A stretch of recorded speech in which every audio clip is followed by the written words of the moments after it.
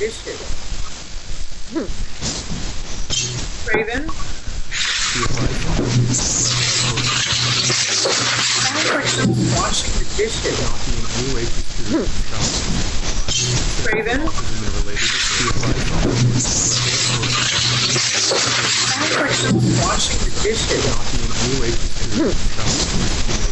Craven? Sounds like someone washing the dishes.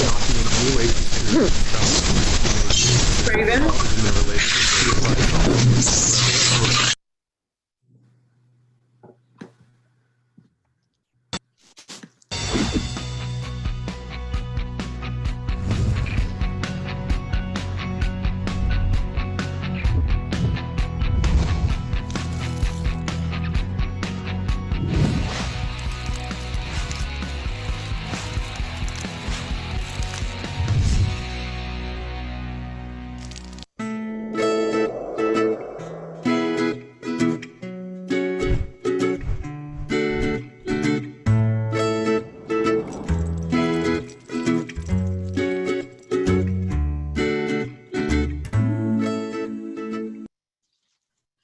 Good morning. Good morning. Welcome to Autism Live and to Let's Talk Autism with Shannon and Nancy. We're already off to an incredible start. I don't know if you guys could hear all that, but I don't know what was. I think my computer was picking up my husband in the kitchen doing dishes, but I don't know how it did that. And then it was playing it on a loop of me saying, "I hear someone washing the dishes, Draven," Right. and then you going, and it just kept playing it on a loop. It was crazy. But anyway, Shannon, these are very strange times, aren't they? They're very strange times. And I think it's more important now than ever that we show our sense of humor and put it on display every moment that we possibly can, because otherwise, really, what do you have going on? So I'm Shannon Penrod, and I'm coming to you from a room in my home. And Nancy? Hi, I'm Nancy Allspaw Jackson, and I'm coming to you from my bedroom. There we go. And Traven is producing the show, and he's doing that from his home, which is quite far from both of us. So technology, isn't it amazing? Now, we've got a big show for you today. And we've got a lot of by the way, I hear my son having a tantrum outside. Oh, well, there we go. We're keeping it real. But he's with a therapist, or he's with somebody? He's with a caregiver. And something's going on. I don't know. He's out there screaming. So, well, if at any point you feel that you need to step away, you let us know, because these are the things in life. Okay. But we've got a great guest for you today. We're going to be talking with Dani Bowman in just a little while. And I just love Dani. She's been being on our show since she was like 16 years old. So it's thrilling to see the amazing professional young woman that she's become. She has her own animation studio called Danimation. She teaches kids on the spectrum how to do animation. And she's going to be with us in just a little while to talk about some of the things that she's doing to help our kiddos during this emergency. And we've got some in the news. But right before we came on, I was having a very hectic couple of minutes because my husband was getting ready to go pick up a grocery order. And so Nancy and I were just kind of comparing notes about how we're doing things. And I was saying to my husband, okay, make sure you put on your mask, make sure you have your gloves. He's doing a grocery pickup that we ordered a week and a half ago, and he has to drive up. He doesn't get out of the car. He just pops the back and they put the groceries in. And I'm still going to come back and when he comes back, I'm going to full Silkwood him and all of the groceries. That you guys have seen that doctor online that shows you how to wipe them all down with disinfectant before they come in the house. I have a disinfectant station set up out in the front yard to wash all those down. And Nancy was like, "What are you doing?" Yeah, I told you I'm not doing any of this. I don't wear a mask. I don't wear gloves when I go out. We don't. And you're going out. We're not going to Trader Joe's. We order groceries and have them delivered, or we order them for pickup and do the pickup. But you're going and shopping. Yes, I'm going to stores. I'm going out. I'm taking walks and going out in the neighborhood and going to stores to pick up groceries. running errands, even going and doing like not even necessary stuff, just going out to get out and not wearing, like I said, I know this epidemic is real. This pandemic is real. I'm not doubting that COVID-19 exists. I'm not buying into conspiracy theories that it's a big hoax. I mean, I'm certainly not there, but I feel like buying into the fear makes us more susceptible. I'm a big believer in what you put out there, you get. So I'm not buying into a lot of the fear-based stuff. See, and I think we're wired differently, but I was prepared to wear a mask. We've been home in self-quarantine for 3 weeks now, for 3 entire weeks, where we have not gone out except for my husband's gone out. This will be the second grocery pickup. And the truth is, I wanted to go in self-quarantine a week before. I wanted to start wearing a mask a week before. But social, things, pressures were like, well, what are you freaking out about? I just want to take precautions. That's where I feel better. It's funny. We had Dr. Temple Grandin on yesterday, and a lot of people were asking her, what can we tell our kiddos that are on the spectrum about COVID, who are having a lot of anxiety? I'm somebody who has anxiety, a panic disorder, and OCD. And I loved what she was saying. It's like, you have to find your way to take control of what you can take control over. I can't control everybody else, but I can control whether I'm wearing a mask. And I feel better if I have to interact with people, or if my husband has to, because he comes into the house if he has a mask. I feel better and more in control when I'm wiping down the groceries. But that's me. That is me. And for you, it sounds like you're not needing that, Nancy. No, I'm not needing that at all. And maybe I'm being foolish. I mean, I'll admit that maybe me not taking any precautions at all is being foolish, but we have friends staying with us, and we've got people coming in and out of the house. We've got therapists coming in and out of the house. Yeah. We've had visitors. I've gone over to other people's homes and not taking any precautions, like, as I said, no mask, no gloves. I just feel like my chances of getting this virus are slim. And then I feel like if I do get it, it's not going to be bad. The symptoms would be nothing more than a cough and And believe, I think everybody, one of our viewers has written in, and Johanny says, I've gotten my groceries and only wear gloves for the cart and the freezer doors. I think everybody's level of what they need to do to feel like they have a modicum of control is different.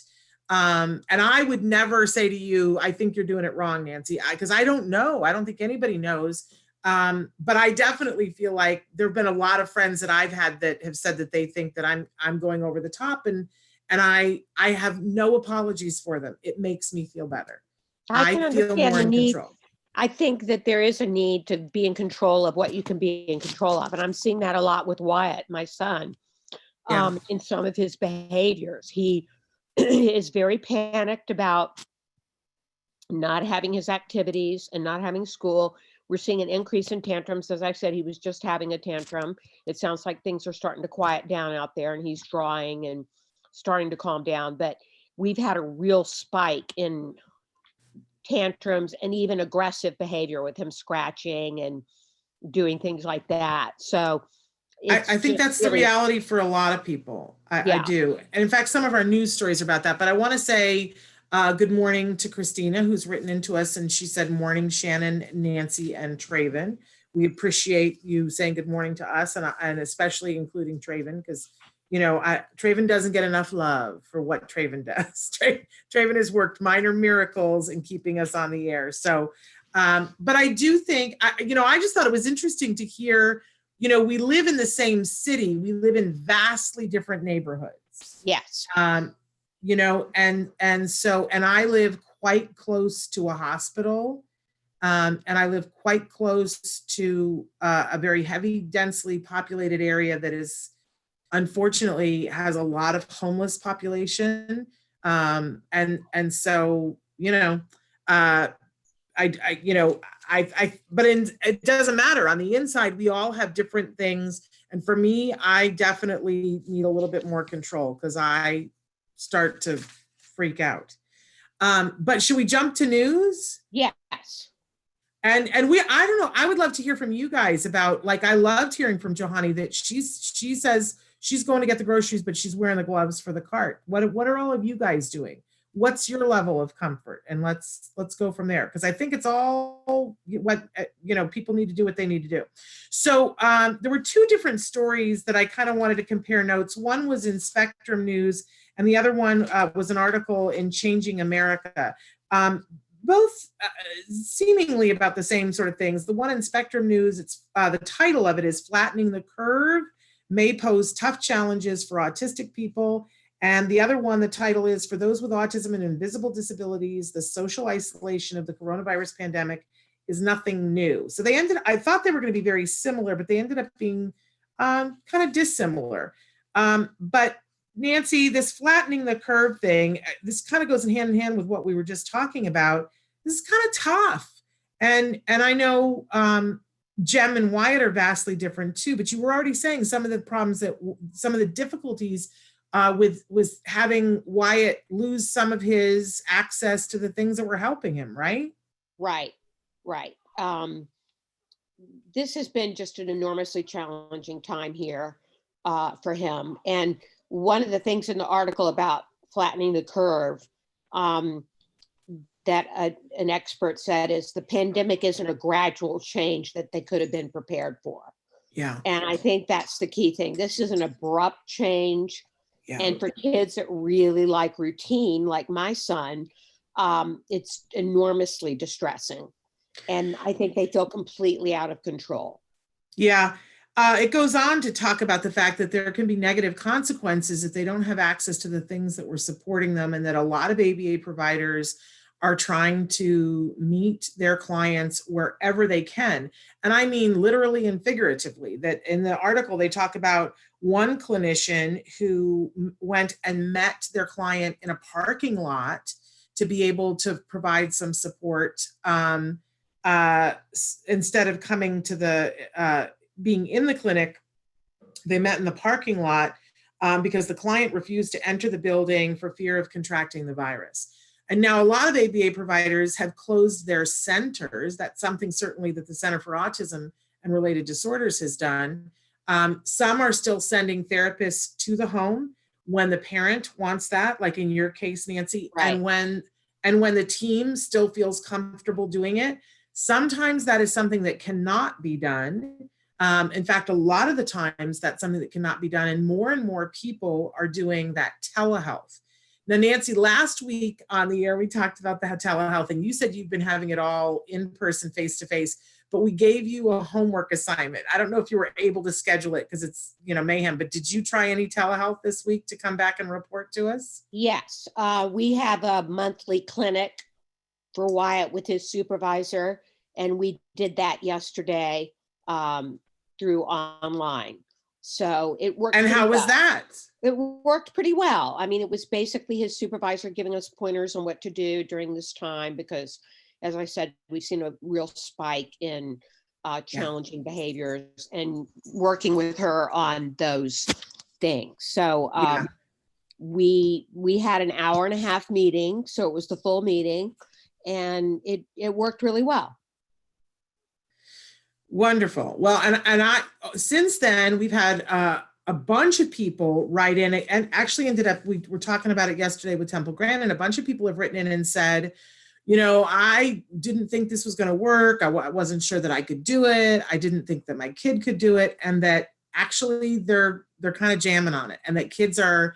That there were several parents who wrote in and said, I've seen marked improvements in my kids and their anxiety since we've been doing the telehealth. So just putting that out to all of you. Also want to say that Lauren is saying morning, y'all. Morning to you as well. And Christina says, we go out, no fear, just 2 precautions as we did always, wipe the cart, and we stay home, but still visiting family. And she says, I even know people that have had it. They live in another state, not in my state, but we chat. And I, know some people at this point who have it. You do. You I actually know do. people that have it? Yes. And we've had, I don't want to tell other people's stories, but we have people, I have friends now that have it. And we have people that have been guests on the show that have it and are writing on their posts about it. And we're, hoping, at least one person that we've had on the show has been in and out of the hospital and is hopefully better. Yes. Yes. I don't know a single person personally that's had it. I'm just hearing about secondhand stories, mostly on Facebook, of people who've had loved ones that have it. Yeah, no, yes. I like I said, I don't want to tell other people's stories here, but I'll tell you afterwards, Nancy. You do know some people who have it. Okay. Yeah. So not anybody related to our show or card, but otherwise. And it, and fortunately, the people that I know, even with the person who's been in and out of the hospital, they're, for the moment, knock on 68 kinds of wood and pray to everything that's holy above, they're doing okay.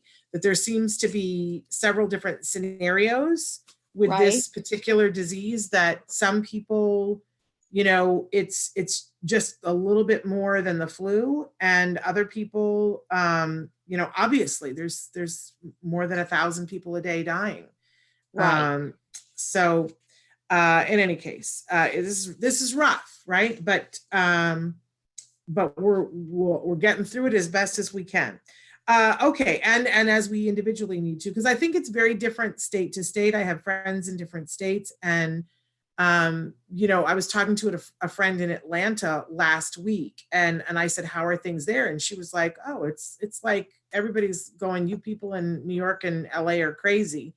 And now they're having a problem there. So yeah, I'm talking to I'm from North Carolina and Virginia, and I'm talking to people in Virginia, and they seem to be taking as many precautions as we are. Yeah. It's very interesting.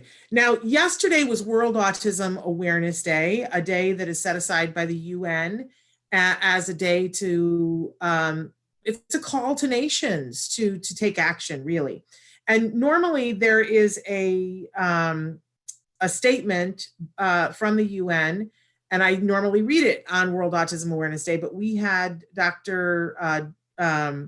Temple Grandin with us yesterday, so I didn't take the time to do it. But I really want to encourage everybody who's watching, and I'm not really going to take the time to read the whole thing right now either, because we've got a great guest, Dani Bowman. But I really want to encourage you to go to the UN, or you can just type in World Autism Awareness 2020 UN. There are a couple of autism charities that have a lot of stuff that's out there that makes it look like it's theirs. And everybody owns a piece of this, right? But don't forget, even as you look at other people's things, go and see what the UN said, because every year they have a specific thing that they want people to take action on and be more aware of. And this year, I don't know what the plan was for what the theme was going to be, but it is ensuring that individuals on the autism spectrum are able to get access to the things that they need and help them, including health services, during this COVID emergency and as a result of the COVID emergency. They actually talk about the fact that there is the potential for individuals with different abilities to lose services that were in place before this as a result of this, and encouraging that not happen. And they specifically go on to talk about education and the fact that many people are learning online, and that has the potential to leave some of our folks out. They go on to talk about healthcare. And if you stop and think about it, in this emergency, how vital and important it is that folks on the spectrum get access to good healthcare and have the ability to— Taking a break for a second. I need to take this call from my son's school. Hello? Okay. But you need to turn your camera off, Nancy. There we go. Right. No, you got to mute yourself. There we go. Wonderful. So in any case, want to encourage people to read this. I think it's an inspirational call to action. And I think I think it's a good read. And it says, we all have a role to play in ensuring that the needs of people who are disproportionately impacted by COVID-19 are met during this difficult period. Information about precautionary measures must be provided in accessible formats. It's so interesting to me that whenever there is an emergency, we really show our ableist stripes, y'all. We do, and I include myself in that, right? Somebody was saying that it's like in the emergency when we can talk about all kinds of things and we can put all kinds of ramps in, but if there is a fire in the building, people start moving to the exits, and it is the rare individual that stops, turns around, and says, we need to get the people who are having a hard time walking or have a wheelchair or don't understand what that signal means. We need to get those people to an exit, and they're going to need support to do that. And let's face it, this is an emergency. And for those of us who are aware of that, it is incumbent upon us to remind others that we cannot be ableist in how we go about dealing with COVID-19. All right, so Nancy's on her phone call because that's how life is, and you got to take phone calls about school, right? Right, I'm done. You're done, wonderful. So I think it's time that we welcome Dani Bowman to come and be with us and have a nice chat with Dani. Yes, I agree. Dani, hello, are you Dan, and hello, Nancy. Hello. Dani, can you turn on your camera for us? Okay, sure. Here There I you am. are. Look There's at how beautiful you Dani. look. I know you Thank look you. gorgeous. You do. You've got wonderful color in your hair right now. Ooh, I decided to go for something different, and you could say that this is the coronavirus era look. Okay, I love great. it.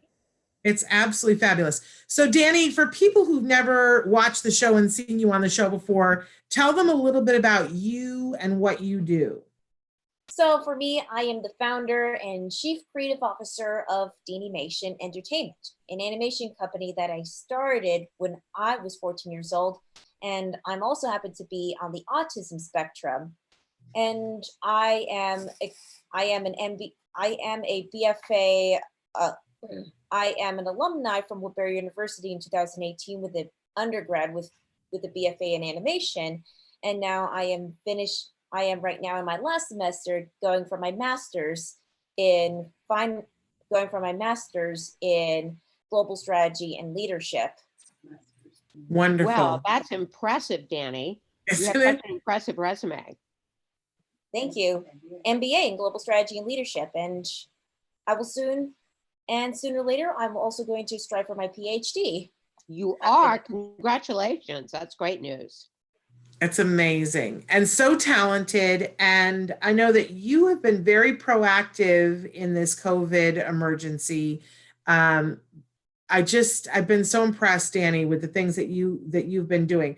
Talk a little bit about, and I hope you saw that yesterday when we were talking to Temple Grandin at the very end, I was talking about the fact that you were going to be on today and reminding her that she had met you before, and she was like, oh my gosh, yes, and Yeah. saying how awesome you are, and you'll have to watch it because she was thrilled with the stuff that you're doing. But talk a little bit about some of the stuff that you've been doing during this emergency. And I'm going to turn my camera off so that we can just look at you. My office where I survive. Dani, can you turn your camera back on? Oh dear, you're like a little muffled for a second. There you are. I'm turning it back on. Now it's on. Now we see you. Awesome. Okay. So anyways, what you could see, this is my home office where I usually work. Nothing has changed except that my university classes are now online, and I am now teaching my animation classes online as well. So therefore, I am also doing free online animation classes every Wednesday at 10 p.m. Pacific time via Skype. So actually for me, I have become way busier than usual. The reason I do online classes is because I want to reach out to my autism community and help them from isolation. Absolutely. Now, I understand that in the beginning, you held a free class, correct? That is correct. And like if anybody's interested. You froze a little bit when you were saying that because Skype is, or not Skype, Zoom right now, it's being a little bit fussy. So you did the free class. Are you continuing to do something like that? I'm going to be continuing to do something like that. Plus every Wednesday, plus we're also going to be providing paid online classes for groups and for one-on-ones. So okay. Online. So for people who are interested in having their kiddo do an online class with you, Dani, where would they need to go? So all they have to go to is to go to Dani Academy. They would have to go to, is called danimationentertainment.com/digital learning. So that, and they have to click on the free class and follow the directions. As indicated, yes, and as indicated in the website, they just have to start their Skype account. They have to start their Skype account if they don't have one. And then step 2 is that they're going to fill out a registration form in the website. And step 3, they're going to download the free 21-day trial of Toon Boom Harmony Essentials so they can get everything prepared for the Skype meeting at 10 a.m. PST. And what kind of technology will they need to have when they're in the class? Do they need to have an iPad or a computer, or does it matter? All they have to do is that they would need a computer and also like a tablet plus no, I mean, just a computer and good stable internet. Okay, just a computer and good stable internet. Okay, isn't that what we all need right now? Yes. Good stable internet. Nancy, you have a question for her? Dani, you, in addition to doing animation, have written books. Can you tell us a little bit about that? The books that I have illustrated, I have illustrated and published 6 books. And the first two books were Dani and Goliath and Richie and Goliath. Yeah, and I have to tell you, those were my son's favorite books at one time. These were published. The first one, Dani and Goliath, was first published in 2010, and Richie and Goliath was published the next year, which is in 2011. These were my first 2 books. And these books were created by John Benjamin Martin, Joe Travolta, and Richard Welch. They've done all the writing, and I'm not so sure if they'll sell more of the Dani and Goliath and Richie and Goliath books. Plus, I also did some illustrations for Gretchen Larry's Really, Really Like Me, and did the illustrations for a chapter book by Elizabeth Kai McCall called Rachalika Speak. Then I also did my very own comic, which is based on the Christmas Carol, which is like a little comic, and the other book. And then you have what's the newer one though? They're asking me to start my video. The newest one that I have is the book adaptation of my 6th animated short, known as Somebody Needs You. Wonderful. But you also have been a part of the, I'm going to get it wrong, the Kookabook. That is correct.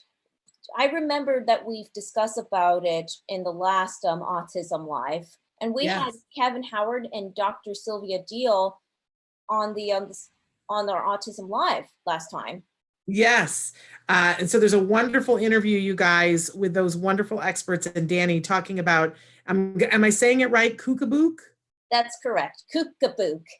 Kookabook. Okay, which is super, super duper cute. So you're a busy young woman.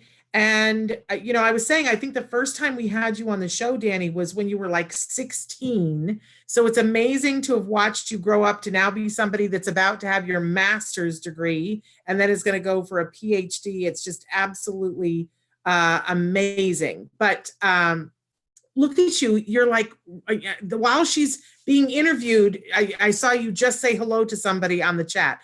I'm not even capable of that, Dani. So you're also a social marketing wizard. I see that you post and you interact, and we could all take a lesson from Dani because I think you share really well. What was it that you were sharing yesterday during World Autism Awareness Day? So what I was sharing during World Autism Awareness Day is the video that I made that talks about how to survive from the COVID-19 pandemic and how can we remain positive?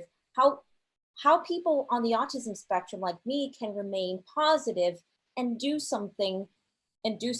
So my purpose for my peers, my autism community, is to find what's your purpose in life. What can you do to make, what's your purpose? What makes your life fulfilled? That's the goal. It doesn't really. Now, I know we have a clip to show, Dani. What is the clip that we're going to show? The clip that you're going to be showing is me talking about the COVID-19 pandemic. Okay. How is it affecting me? How our lives are being turned upside down when this COVID-19 pandemic was announced. Okay, let's take a look at that, Traven. Go ahead and show it.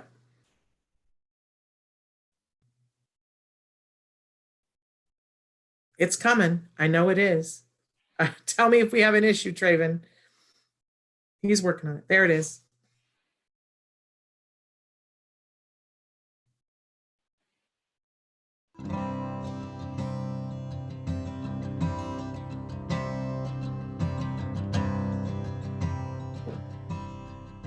Hi, I'm Dani Bowman. I was diagnosed with autism at 3 years old. I did not speak until age 5, and the professionals told my parents my future was grim.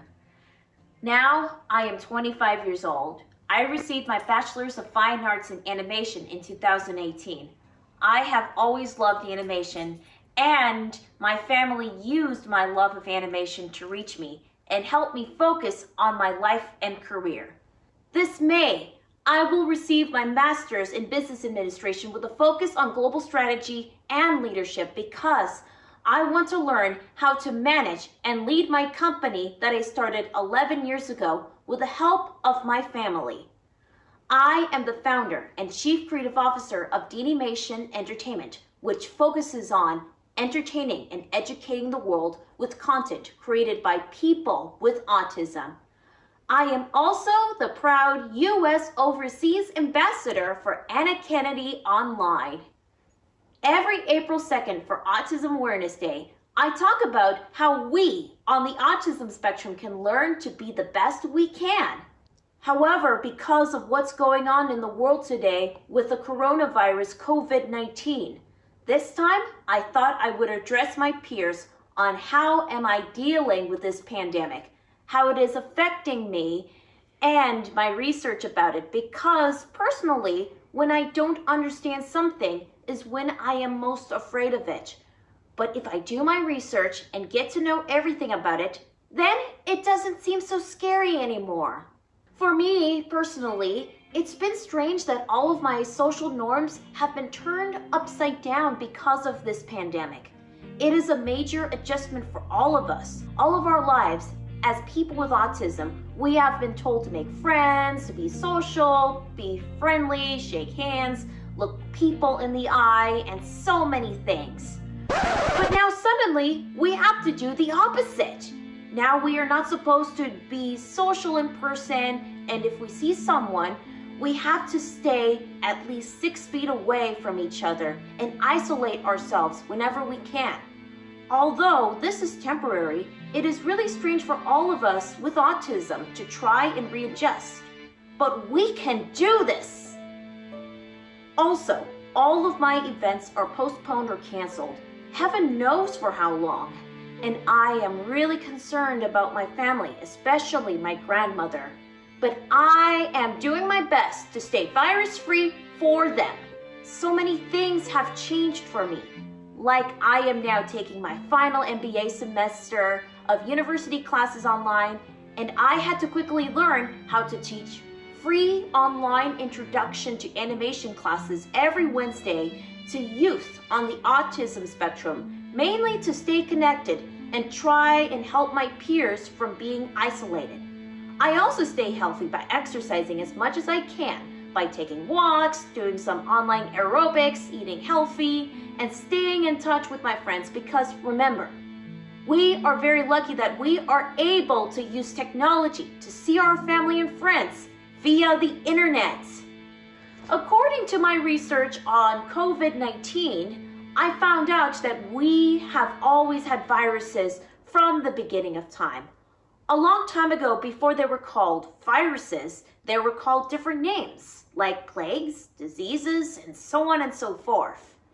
But in the late 1800s, a Dutch scientist discovered a contagious infection through his experiments with plants and called it a virus, which means poison in Latin. I discovered every living thing can get a virus. Mushrooms get viruses, trees get viruses, jellyfishes get viruses, even viruses get viruses. And so do we. And we have been getting viruses since the very beginning of time. And we have been fighting them and winning. We do learn to defeat them eventually.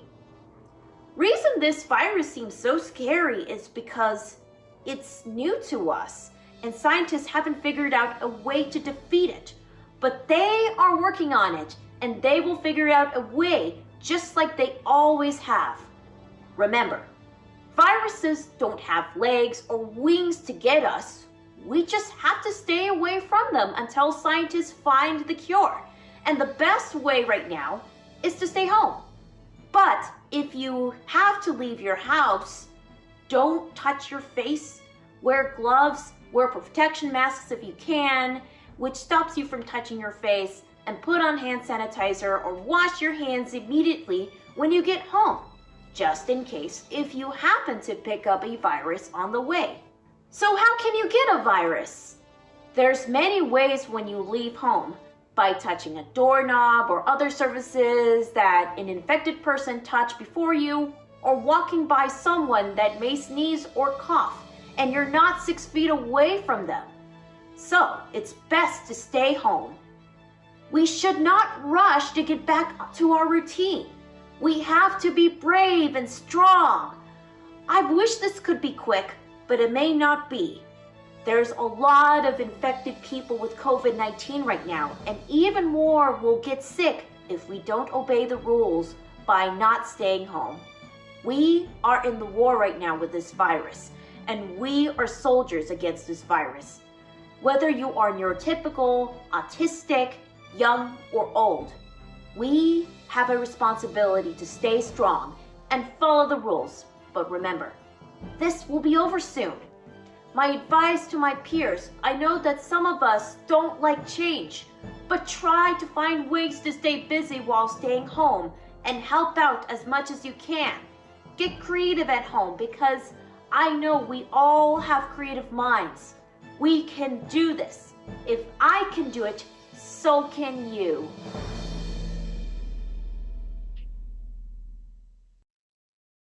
Wow. What a great video, Dani. That was phenomenal. That was wonderful. I think that did a really good job of explaining. Well, first of all, it gave a great background. You gave a great background on yourself and what you're up to, but it also did a phenomenal job of explaining this virus and things that we all need to do to get through this crisis. Yeah, really incredible. So anyways, I just would like to elaborate a little bit more about the COVID-19. Yes. Yeah. Like some of you are like watching, I witnessed people who are showing symptoms. Luckily so far, there's only been mild symptoms. Nevertheless, I have to admit that I freaked out when I first heard about the COVID-19 pandemic because I knew how contagious this disease really is, but freaking out is not going to help anybody, especially me. Reacting with panic and fear are caused by the lack of knowledge, understanding, and the lack of preparation. So we need to get some knowledge and prepare properly. There's a great chance that many of us will have mild symptoms like a cold or flu that is treatable at home, and that's potential to remember. For instance, if I have a cold, then I should not panic. So there's no reason to react. The common question is, will or can I get tested if I show symptoms? The reality is that there's not enough tests because when you have symptoms, because you have symptoms does not mean you have to get tested, even if you're going to be hospitalized. Doctors are only reserving testing and hospitalization for the most severe cases. You correct? Yes, Dani, you're like this incredible ambassador for the autism community, conveying this information in a way that everybody can understand. And overwhelmingly on Facebook and on YouTube, people are thanking you. Rachel says, such an inspiration. Michelle says, awesome. Congrats, Dani. Christina says, thank God we live in the age of internet. Thank you, Dani. Because to hear this from you, you know, you are a circle of influence. You're somebody that folks on the spectrum look up to. I think a lot of our kids look at you and go, look at all the things that Dani has been able to do, and you inspire them. So thank you so much for doing this and for getting that word out. And I'm glad that you could be with us today to talk about that. I want to wind up though with talking about your class again and making sure that people know, if somebody has a child that they want to sign up, what's the youngest age, Dani? Is it something where it's better if it's older kids? The youngest age I can teach is 10 years old. Okay. So for 10-year-olds and up, should they already have an interest in art or? Art in animation, which I highly recommend. Okay. I recommend an experience with drawing and art is the experience, the fundamentals of drawing. Okay, we've got folks who are saying hello from Italy. Somebody says they're watching from Metro Washington, D.C. And Kaz says, give me so much hope. Thank you. So again, tell us where they need to go to, because there's the free class on Wednesday, but I want to encourage people, if you see that your kiddo likes this and that they're doing well in this, then you can sign up to do a private class, which would be a paid thing. But please, you know, have Dani do a one-on-one with your child. If they show that they really like this, this is a great time to be doing this kind of thing. But start with a free class, which is on Wednesdays at 10 a.m. Pacific time. Is that correct? Pacific time. That is correct. And where do they go to sign up for it again, Dani? So all they have to do is go to danimationentertainment.com/free classes. And they just have to follow the 3 steps, just like I mentioned earlier. Like step 1, you just have to start in with your Skype account. And step 2, you just have to fill in the registration form. And step 3, download the free 21-day trial of Toon Boom Harmony Essentials. And Skype in, and then get ready to get Skyped in. Okay, so the Toon Boom, that's the software on which you show them how to use the tools and how to animate on the Toon Boom. That is correct. Okay, so what's the website that they go to do all 3 of those things? Register. And on Toon Boom, what I do is that I give them like a little bit of, and I give them a little bit of direction. But we froze a little bit there, and then you broke up, but we were still getting audio, and now we've got you back video. So try that one more time, Dani. It's danimationentertainment.com/free classes. Okay. But your website is filled with other things, and people should go to the website all on its own, right? Danimation. Yes, Danimation. And I also have the link on the chat. Okay. If anybody's interested. Wonderful. They're not able to see the chat, but we'll have Traven put that in the Facebook so that people can have that. Danimationentertainment.com. And then if you want to get directly to the free classes, go to free-classes and you'll have access to that. What a wonderful thing, Dani. You are such an inspiration. And Nancy, feel free to jump in at any point here, but I guess I'm wondering, in doing all of these other things, what are the things that you're doing to take care of yourself during this emergency, Dani?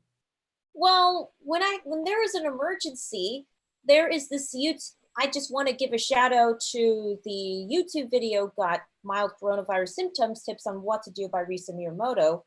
If I display any mild symptoms, the best way to do is to take care of yourself at home. But what do you do that keeps you feeling like you said that you work out? What else are you doing? I tend to work out. I tend to work out, and sometimes I go for walks, but I put on some protective gear like a mask or some gloves whenever I go outside. And once I get back home, all I have to do is put on hand sanitizer or wash my hands once I get back home. And another most important thing is don't touch the face. Not the face, Yes, that's like the hardest thing. I'm having a hard time with that. Nancy, are you having a hard time or you're just not even worried about it? I'm not worried about it. And, once again, maybe I should be, but I am not really aware whether I'm touching my face or not. But it is a good point that we shouldn't be doing that. It's time to learn not to touch our faces and to keep our hands clean. I am Absolutely. washing my hands correct. frequently. That's a good thing. But you guys are taking far more precautions than me. This is making me think a little bit, I have to say. Okay. Somebody wants you to know, Dani, that you're really an inspiration. Thank you. They said thank you to us for bringing wonderful guests like you, which is fabulous. Somebody is writing into us from Juneau, Alaska, and they say that their part of their family is that somebody is right now regulating and stimming in the living room. And Dani, since we have you here and you're such an inspiration, do you participate in something that you refer to as a stim, and did you when you were younger? Yes, I used to stim a lot when I was younger, like such as like walking my tippy toes or like talking to myself. Those are my stimming. But sometimes stimming can actually feed my imagination and ideas for animation production, for story writing, storyboards, animation, you name it. That's really interesting, Dani. I think a lot of times we need to realize that stimming can be done in a creative way. My son has a stim with water. He likes to splash water.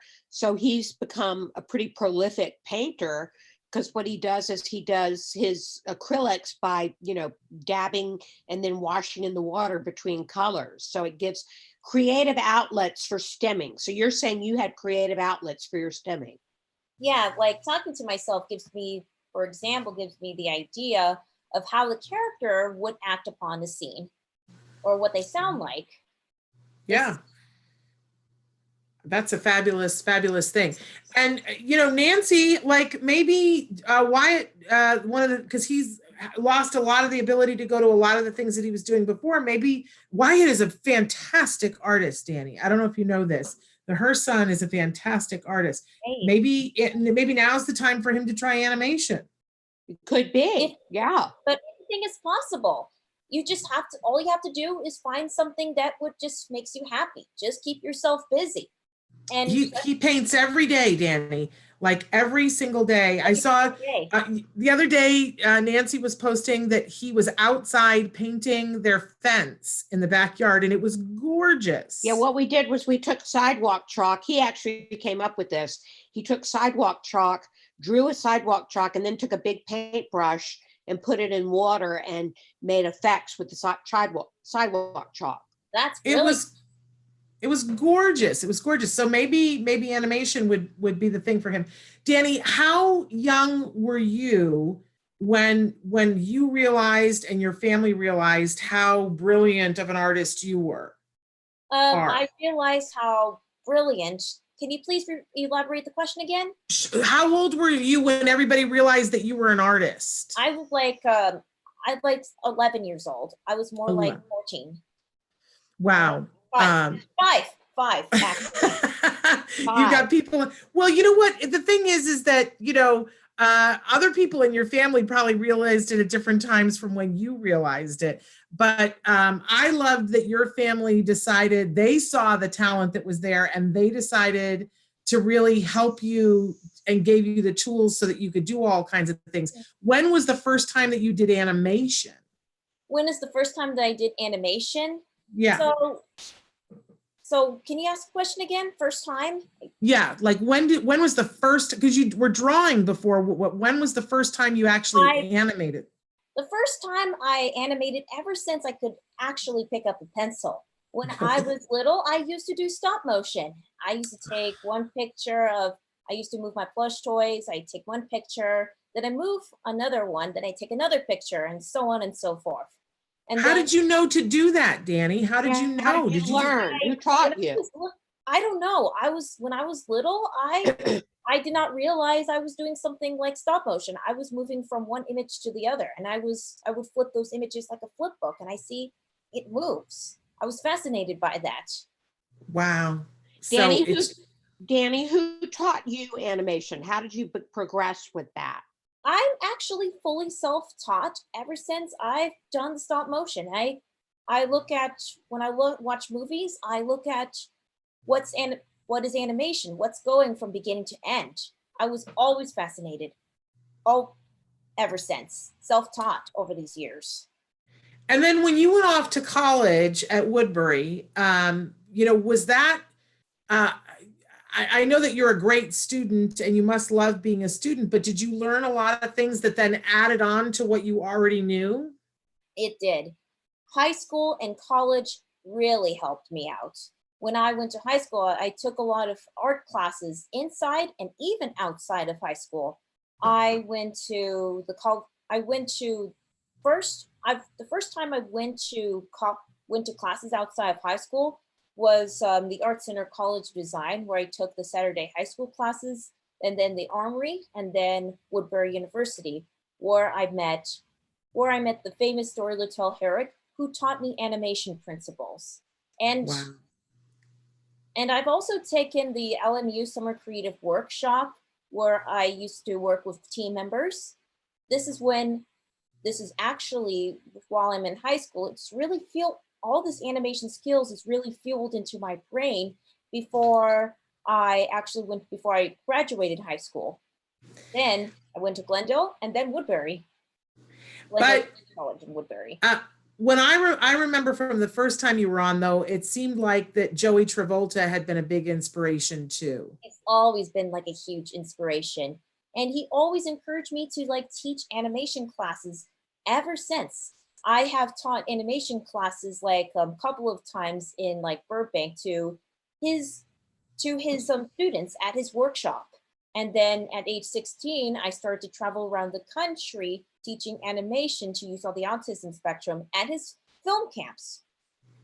And now you travel the world doing that. You were in London last year teaching. Yes, it's been a huge honor, and it's been a huge honor last year. Like last year, we started the Danimation UK branch at the University of Plymouth. And we haven't talked about the fact that you're also a speaker, that you that if somebody wants to have you come and speak, Dani's amazing. Obviously, you guys can see. And I just thought of that because somebody said that they were watching from Alaska, and I remember, I don't know whether it was last year or the year before, watching, you were on spring break and you were up doing a speech in Alaska. Oh, you lost me again. Oh, sorry, lost you. But I was saying I saw you live on the internet speaking in Alaska. Sorry, are you there? Now I got you. I'm still there. Okay, good. But you spoke in Alaska. That is correct. I've spoken in 2016 and 2017. That was 2 years straight. So, wow. And I've spoken at over 8 locations in Juneau. Okay, in 2016, I've spoken in Juneau, Bethel, Soldotna, and Anchorage. And then the next year I spoke at Fairbanks, then spoke to people from Valdez and Palmer, and then Sitka. Wow. That's so impressive, Dani. You've done the Alaska tour. Right. If anybody's interested in having you as a speaker, they should certainly pursue it because you're very much an inspiration to all of us. Absolutely. Well, we're winding out of time here, but Dani, thank you so much for being with us today. Thank you so much for what you're doing for the autism community and continuing to teach. I'm so in awe of the fact that you were like, well, can't do my classes here, can't do my classes there. I'm going to move them to online and I'm going to give a free class online.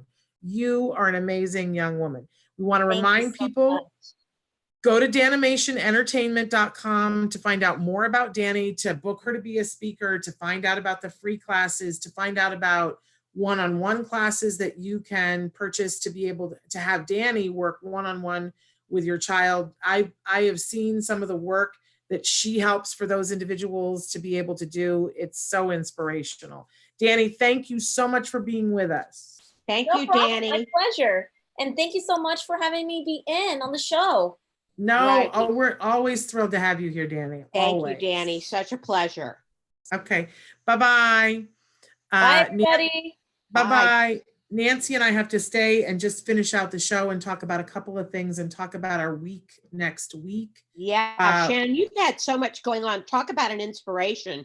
You haven't slowed down at all. You guys have been going full force over there at Autism Live. I have to say, you know, I was saying this to somebody the other day, that it seems like there are different pockets of people's experiences in this COVID emergency. And there are I genuinely feel bad for the folks who live alone and don't have kids and are totally isolated, whether they are young or middle-aged or older. I've talked to a couple of people recently that are completely on their own, and I like, it just hurts my heart to think of what that must be like for them. But then there are people who are home and have kiddos, and one or more person in the family is working. But for some people, I guess there were people that were calling this the coronacation, like they were on a vacation. And I have no idea what that looks like. Then you have there's the group of people who have special needs kids, and that is, right? A whole other thing. And you guys know about this, that each family has its own challenges, right? And then there are people who are continuing to work, who are leaving their home every day and going to work, our military. I was talking with somebody who is a military mom the other day, that her husband is deployed and she's active duty and she has kids on the spectrum. And she's working every day in amongst all this with her husband someplace else. And I just, I was like, I don't know how people like that are doing it. I mean, I don't either. Inspired by some of these stories. I know. And I, and people have said to me, in our house, we have a microcosm of all of it, because my husband is off of work largely, although he continues to do voiceover. But for me, my hours have increased. Because I have an ability here with this format, and I want to help. And I want to make sure that messages like Dani's message gets out. I want for people to hear from you, Nancy. I wanted for people to hear from Temple Grandin. So my hours have increased, but I did say the other day, I can't complain.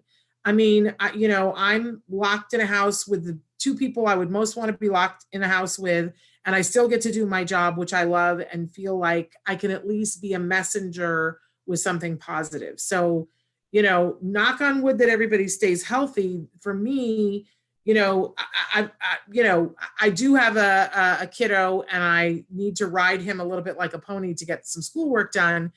But he's pretty happy as a clam too. It's my husband we got to keep an eye on, because he's like, I keep saying, isn't this wonderful? We get to spend so much time together. And he's like, has it been 6 months?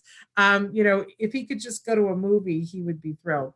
It's just not the same thing to have Netflix on. I loved your video that you guys did on washing hands. Yes. That was a family project. Thank you. It was. And I encourage everybody. I have loved looking, whenever I have a break, to look online and to see all the creative things that people have done with their phones, and all the ways that people have twisted songs. We took the Let's Do the Time Warp and said, let's wash our hands again. And what was great was that my son shot the whole thing and edited the whole thing. And Jim and I wrote the words together and sang the song together. Jem didn't want to have any part of performing it. He was like, no, I will be the director. I'm going to be the editor. I'm going to be the camera. I'm going to be the DP, the whole thing. And that was sort of fun. I had been pestering him because we still are taking walks around the neighborhood, Nancy. So we do get out of the house. Good. But we're walking the dog. Got to walk the dog. Because we got a big dog. She needs the exercise. And on one of the walks, my son's in a film class right now at school. And it's an elective, and they're not really focusing on the electives. They're focusing on the core classes. And I said to him, I said, you are locked in a house with two people who are performers, and your dad's a brilliant actor, and I've done a little bit of acting. And I was like, we should shoot a movie. We should shoot a movie. But then we started with Let's Wash Our Hands. So, but who knows what else we're going to come up with. And I encourage everybody to more. You might have your own studio at some point, like a little group of actors and creative people there with Jem? I will tell you, we're not inviting anybody into our house, but we have, with a group of friends, started a play reading series. So tomorrow night, and I have nothing to do with this. This is my husband and all of his friends. Tomorrow night, they're doing a reading on Zoom of Inherit the Wind. Oh. And so that's what they have found to do to keep their creative juices. And everybody will be like this in this box, and they will read the play, which I just think is brilliant. And, you know, but everybody has to find their own thing to do. And I look at that fence that Wyatt was painting yesterday, Nancy, and I would love to see some video on that. Like once it's done, that's an art installation right there. Right. I'll make sure I record it. It's super fabulous. I just want to say we had a couple of comments here. I think her little uses his scripts behavior and uses it for functional to communicate sometimes, because Dani was talking about talking to herself and you know, we all do those things. And if they help us, there's nothing at all wrong with it. I hate it when people think that all stims are bad. Well, how can that possibly be? We all stim, and we do it to help ourselves. Stimming is only a problem when it's all somebody can do, and it prevents them from being able to do other things that are important to them or important to their safety and their education. And then we don't want to get rid of it. We just want to morph it into something that is more functional. And I think that Wyatt is actually one of the best examples of that I can think of, Nancy, that you mentioned that he likes to splash. But I have seen that through what you have done and what your husband did with him and what his therapist did with him, that he takes that and puts it into when he's painting, that he cleans the brushes and he paints beautiful pictures. You named him right. Wyatt is the name of a great painter. And Wyatt, yeah. So in any case, yes, the stimming thing, please don't think always negative with that. We have people try who to think of ways to use it. For the example, Logan Shepherd, who used his stimming to become an amazing drummer. Right? Yep. So it all works out. My son used to make a lot of noises. He engaged in stereotypy. And he doesn't do that. Well, he does occasionally if he gets really stressed, but he had such a range. And so he does all these voices now that I love when we're someplace, I can say to him, do the robot voice. And he does the robot voice. Like, he's going to be a great voiceover person because of that, right? Because he's used to making all these noises. So super fun. We're past time. What am I doing? Tell us what's on the show, what you've got coming up. Okay. So on Monday, we have back, and of course I'm going to forget her name. It's Lillian, but is it Carrion? Oh my gosh, I can't believe I'm having a senior moment. Traven, if you can help me. But okay, there's the show, Everything's Gonna Be Okay, which I absolutely love. The whole first season is available. You can watch it on Hulu. It was on Freeform. Woo, good show. It's one of those things, Traven and I talk about it, that, you know, we have to watch it like this, because there's so many controversial things and it is so politically not correct. But it is absolutely amazing. But I just can't remember Lillian's last name, Traven. I know that we're having Lillian on a Monday, but I can't remember her last name. But I'll come back to that because I cannot remember her last name and she'll forgive me. But she's on the show. She's the character that has the animal support dog, and that is actually her animal support dog, that Luke, that is on the show with her. And she plays the best friend to the main character that is on the spectrum, and they actually have a love interaction together that is absolutely one of those sweetest, beautiful things I've ever seen on television. You got to check it out. She's going to be with us on Monday. On Tuesday, we have Matt Asner and Nava Paskowitz, which if you haven't tuned into what the Ed Asner Family Center is doing during this COVID emergency, you must go over there and see. They're doing online classes. Most of them are free. They had a disco dance last night which I wanted to go to so badly, but I was doing an event with Dr. Grandin last night, so I didn't get to go and dance with them. But they have all these ongoing things. It is so amazing, you guys. So check them out on Tuesday. On Wednesday, we have Ask Dr. Doreen with Dr. Doreen Grant-Pichet. On Thursday, we're doing a very special episode, the whole hour, with special education attorney Bonnie Yates. She's going to be getting us ready first for IEPs, but there's a lot going on right now. There's a lot happening with the stimulus bill. There was something that was put in there that gave Betsy DeVos, our Secretary of Education, 30 days to tell schools what they had to do for our kids for IEPs.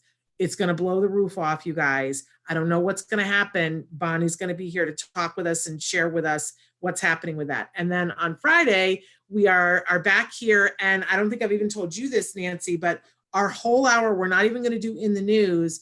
Nancy and I have Julie Matthews from Nourishing Hope with us. And we're going to talk about Julie Matthews. She has such phenomenal advice on nutrition for our kiddos, really ways to heal through nutrition. And she has been at this for many, many years and just is a wealth of knowledge.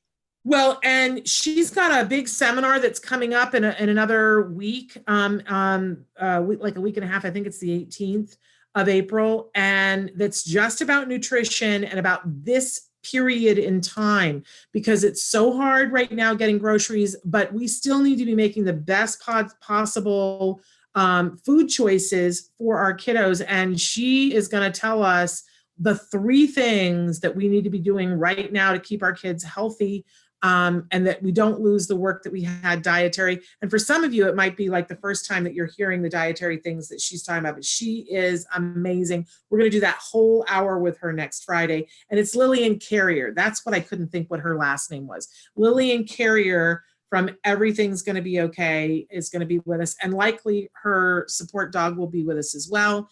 And that will be super fabulous.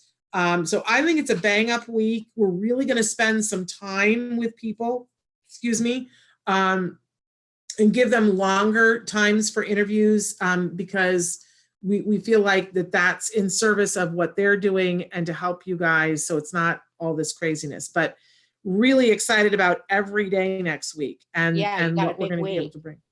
It is a very big week. And I can't even believe I forgot this part of it, that in addition to this hour that we do on Autism Live, we're adding an hour next week every day. So every day we'll do the show at 10 Pacific time.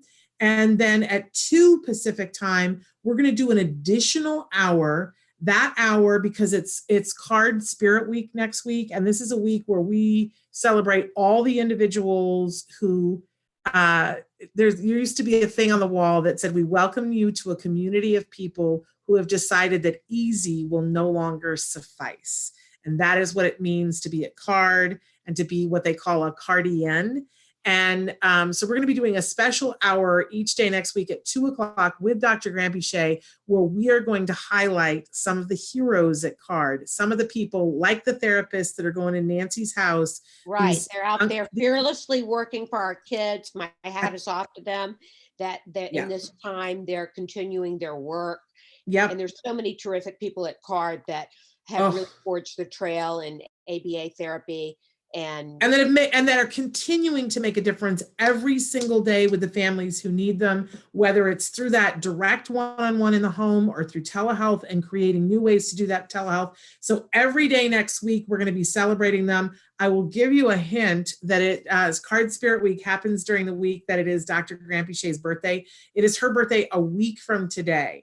So we encourage you, those of you who love Dr. Grant-Pichet, especially on Wednesday, be writing in your birthday messages to her, and I will read them all because it will make me happy.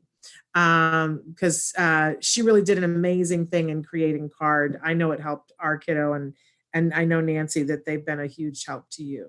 Absolutely. So that's next week. We've gone well over now. I got to go. I got things I got to do, and I know you do too. Okay. Nancy, thanks so much for being here. Thank you, Shannon.